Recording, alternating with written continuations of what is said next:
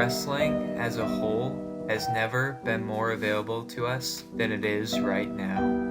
There are a vast multitude of various different organizations with unique styles and presentations: the WWE, AEW, TNA, Ring of Honor, Lucha Underground, the NWA, MLW, etc. There's something for everyone to enjoy about pro wrestling nowadays. With the highest abundance of wrestling available to us at the mere push of a button, why then does it seem like wrestling is on a downward spiral? The two biggest wrestling promotions in America are easily World Wrestling Entertainment and All Elite Wrestling. They each have their own weekly Wednesday night programs.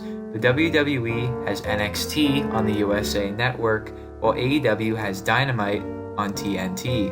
Despite the fact that NXT has been a beloved WWE Network exclusive show for many, many years now, and AEW has provided fans with a much appreciated alternative to the monotonous PG-rated product that is the WWE, neither show is drawing in huge ratings, at least compared to the previous two ratings wars. On average, WWE programming was at its highest viewership during the Attitude Era, where its flagship show, Monday Night Raw, amassed well over 5 million viewers per week, and even went as high as 8 million viewers. Let that number sink in. 8 million people used to tune in weekly to watch WWE, or at the time, WWF, on a consistent basis. Its direct competitors, WCW Monday Nitro, was also very successful during this time with its ratings, regularly drawing in between 3 and 5 million viewers per week. Now let's compare that with the second and oft-forgotten Monday Night War between Raw and TNA Impact in 2010, 9 years after the conclusion of the first ratings war in 2001. Raw in 2010 was still an absolute ratings behemoth, regularly bringing in 5 million viewers on a weekly basis. TNA, on the other hand, was absolutely demolished, and the war ended within 2 months. Now, let us look at what Monday Night Raw has for viewership numbers today. On October 29th, 2019, Raw received its lowest ratings draw ever, with an average of only 1.98 million viewers by its third hour. Contrast this with the Attitude Era, where Raw has over 6 million more viewers than it does today. It's quite sad to see how far the WWE has fallen all these years. Now, this could and should be contributed to its unnecessary 3-hour block. Most of us can agree that any decently run wrestling show only needs 2 hours. However, the Wednesday Night War we are currently in shows us that hours don't necessarily mean everything. WWE NXT has amounted to a series of very low ratings since its USA Network inception. Though its first 2 episodes each held over 1 million viewers, the ratings dramatically decreased as the weeks went on.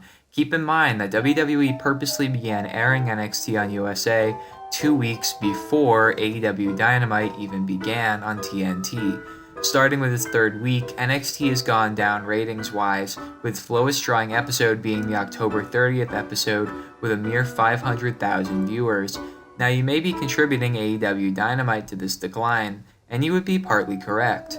Since its inception, Dynamite has defeated NXT every single week in the ratings war, drawing a parallel to what WCW Nitro did to Raw's War, where they defeated Raw in the ratings for 83 weeks straight. However, despite this, Dynamite is not doing too much better. It also has been on a steady decline, with the same October 30th time slot garnering its lowest viewership with only 759,000 viewers. Now, obviously, these two shows are quite new to say the least, which might play a role in the low ratings, but I have a different idea. You see, people complain that the WWE has too many hours of programming per week, which is true. WWE has Raw, SmackDown, 205 Live, NXT, and NXT UK every single week, while AEW only has 2 shows in Dynamite and AEW Dark, the latter of which is unnecessary viewing. People often like to say that WWE simply has too much programming to keep up with compared to AEW, where everything is kept plain and simple. However, despite all the build-up and hype surrounding AEW Dynamite, it still could not beat Raw on its best day, even when Raw was at its worst. As I said, this is probably due to familiarity. Everyone knows what the WWE is, even if they don't watch it. When a non-wrestling fan talks about wrestling, he isn't going to refer to AEW. He's going to refer to wrestling as the WWE, as if that's all there is. So obviously because of that, AEW will probably never beat WWE in the ratings unless something dramatic happened, like John Cena signing with the company, or WWE having another steroid scandal-esque event. But if AEW can never beat WWE, then why is WWE also failing as of late? I believe that it's partly a combination of poor booking decisions and a general decline in interest in wrestling as a whole. Think about it, even at its worst, WCW Nitro was still garnering 3 million viewers per week, over 1 million more than even the best episodes of Raw do nowadays, and this was a company which held numerous idiotic stipulation matches, awful booking decisions, and was generally a company with very poor direction as a whole. Ric Flair in a mental institution and Vince Russo winning the World Heavyweight Championship from Booker T were both statistically more popular than Adam Cole versus Seth Rollins on Raw. I mean, you can't get more embarrassing than that, can you? I would give 2 causes for this rapid decline. One thing is most certainly poor booking decisions. WWE is what many casual people associate wrestling with, and if Raw sucks, then wrestling isn't worth keeping invested in to them. And the other reason is that, simply put, stars are just not made the same way they used to be. As much as people will try and say otherwise, Becky Lynch and Seth Rollins are never going to be as popular as Stone Cold or The Rock. Similarly in AEW, Cody Rhodes and Kenny Omega will never be as popular as Hollywood Hulk Hogan or Sting. The Undisputed Era and the OC cannot hold a candle to D-Generation X or the NWO. The Cruiserweight division will never be on par with their WCW counterparts, and Jon Moxley will never be able to truly reach the heights of the hardcore legend, Mick Foley. Wrestling used to be simple. You watched WWF, WCW, or if you were in a more alternative, hardcore mood, you chose Extreme Championship Wrestling, or ECW. There were 3 options widely available, and that was it. Now there are literally over a dozen options to choose from, which means that as great as it is to have variety, none of these programs will amass many views because there are so many of them. Interests have changed for many people. Casual and hardcore fans alike are going to go back and forth. Either the WWE is too soft and kid-friendly, or AEW is too gritty and violent. There's no way to appeal to everyone, and I don't personally believe that wrestling will ever truly be as popular as it used to be again. Try as they might, but even a CM Punk return to the ring will do nothing to keep fans invested for long. Attention spans are shorter than ever, and poor booking decisions increase. Even with perfect booking, I think it's too late for wrestling to ever reach the heights of the old WWF or WCW ever again.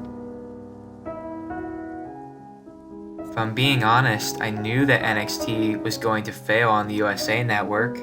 The way things are going, it's highly likely that NXT is going to be cancelled by 2020. I believe that perhaps the ratings might improve if it was aired on a different day.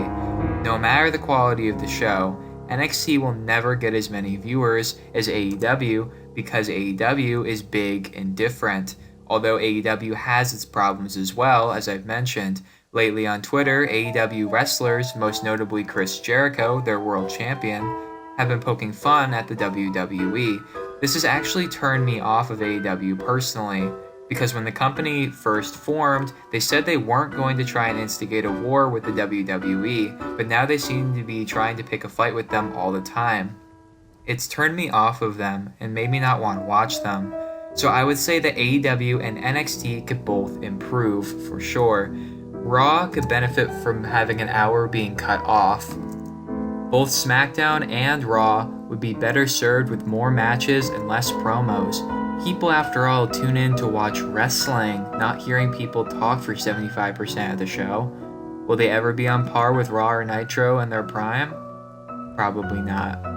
But they could be better than they are now, and who knows? Hopefully I'm wrong. Hopefully wrestling can become a big deal again one day. And that's all the more reason to be interactive, to tell these companies exactly how we feel.